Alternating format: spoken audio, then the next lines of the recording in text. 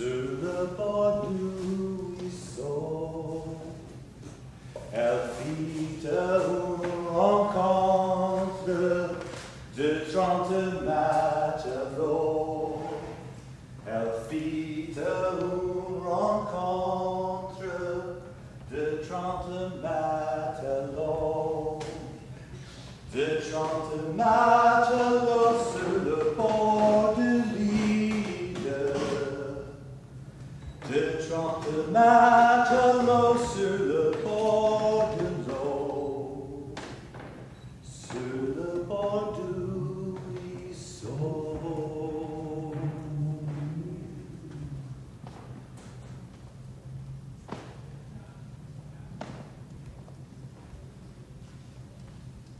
So, that song is a song that, I have to say this is not the way I intended to begin this evening, but magical things happen when one goes on pilgrimage. Very magical things happen when one goes on pilgrimage. And so, last evening, caught in the dark in between New Hamburg and Beacon, I went to bed in a very unforeseen place, unsuspected place. And then I got up at 4:30. I thought I would walk to Beacon in the morning hours, just at civil twilight, at the time when the birds are singing. And so I began with when the first bird that I heard, I rose and began to walk here to Beacon.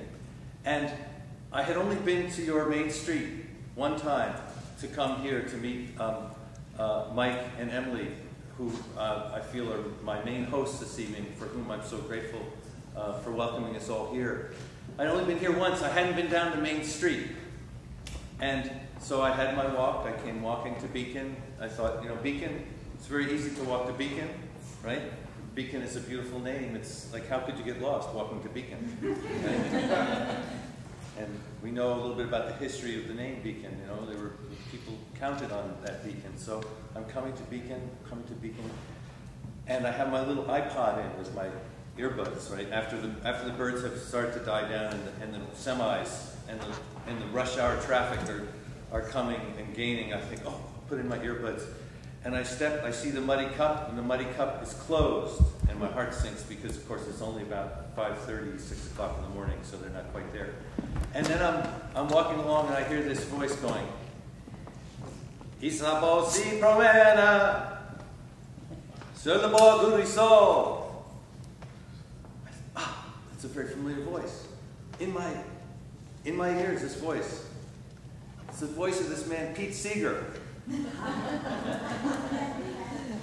who made this recording many, many years ago. And a friend had given me, she said, oh, you're going to walk the Champlain Valley. You're going to walk the Hudson Valley. You must know about the Champlain Valley songs that Pete Seeger recorded. Many, many years ago, he made this beautiful recording of Champlain Valley songs. And you should learn them, right? And so I set about learning them, and that was the one that was in my head, was Isabeau, right? Isabeau. And literally, I entered the main street of Beacon, and the iPod Shuffle delivered it to me as I was coming. So many thanks for that rendering. And that song, I don't know if this was in your head, Pete, the years ago when you recorded that song, but indeed, Les Matelots, the song speaks of Les 30 Matelots. Elle fit une rencontre de 30 Matelots. Isabeau, who's walking the length of her garden on the border of the river, she then meets these 30 sailors. Les Matelots are sailors. And the sailors who Samuel de Champlain had with him on the Don de Dieu, the gift of God. Seasoned men from Saint-Ange, from the region around Brouage, the walled city where Champlain was born. We don't know who his father was. Right? We don't know who his father was. And there's a rumor that Henri IV, Henry IV, his king and his ally in this grand voyage that he made across to the place that they come to call La Nouvelle France, is actually his father, not just his king and not just his ally, but perhaps his father. A mystery, a deep mystery about an origin with Champlain.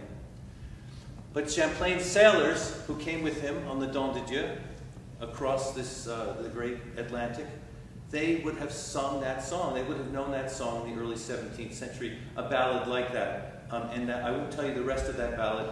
I'll direct you to go and you can still get these great songs of the Champlain Valley and hear Pete Seeger from recording in the, is it 1960s or? I'll let you know, it was in the 1920s.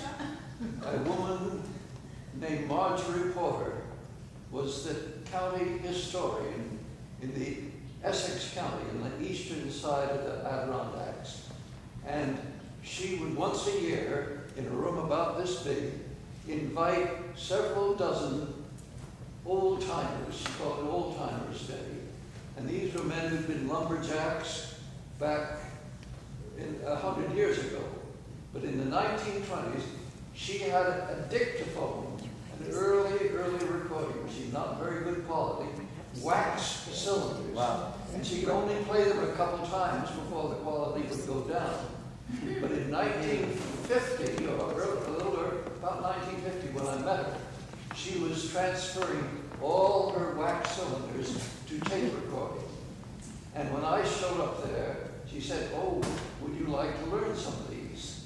And I was recording for a tiny little company called Folkways, and I made copies of her tapes and learned some of the songs and put out an album called Champlain Valley Songs. Yes. Magnifique.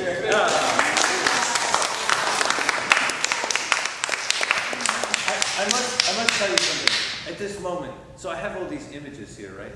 But in meeting each one of you as you came in, you are full of story. You are full of story, you know that? Each one of you. And over here, I'm trying to set up, and I hear this wonderful story Pete's telling Susan and Jeff about this man who believes that one of Champlain's sailors went all the way to New Hamburg, and they built a house, and so many stories, so many stories. So I've walked from, let's see, from up there, right, Montreal, and indeed that just below it there is a drawing of Our Lady of the Harbor, Notre Dame de Bon Secours, Notre Dame de Bon Secours, who Leonard Cohen wrote about in his song Suzanne, right? Our Lady of the Harbor, he speaks of Our Lady of the Harbor. And indeed, there stands Our Lady facing out towards the St. Lawrence, facing the same direction from which the Don de Dieu, the gift of God, Champlain's ship, came down from Quebec, from the end point of land where he, of course, founds this colony of New France. But he made this journey. It was interesting. As I began in Montreal, and I said, yes, I'm walking from Montreal. I'm going out to Chambly, the Chambly where when he said to the sailors of the Don de Dieu, "Okay, men, now we go to make war against the Magua, the cannibals, the man-eaters. How many of you would like to come?" No hands, no hands. Indeed, just two sailors volunteered to go with him, right? So, and they go, they have their armor, they have the arquebus, right? They lay it in the canoe. So when I began this journey up, going out from Montreal to Chambly and down the Richelieu Valley, the valley that drains my lake, Champlain, to the north, and said, "Oh yes, I'm doing this because it's the 400th anniversary of Champlain's voyage."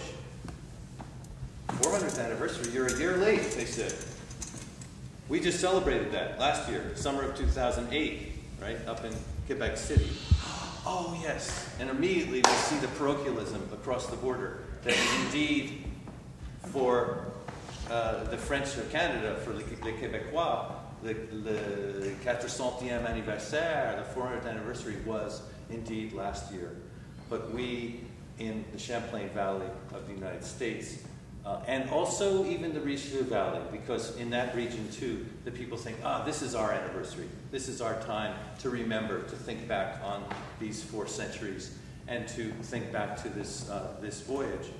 And so beginning at Montreal and going out to Chambly, at Chambly one finds these 10-foot-high rapids.